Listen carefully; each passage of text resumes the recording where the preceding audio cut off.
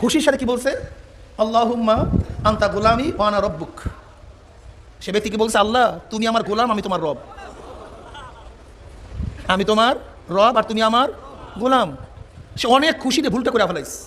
যে ব্যক্তি এত পরিমাণের খুশি হয়েছে, খুশির সাথে সে কি বলতেছে? আল্লাহ তুমি আমার, আমি তোমার।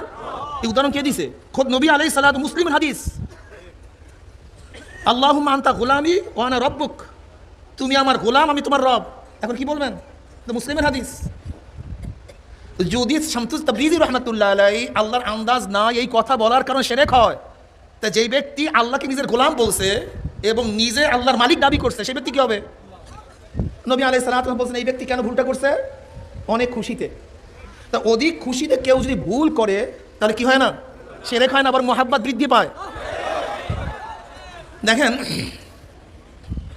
এক লম্বা হাদিসটা বয়ান করতেছি।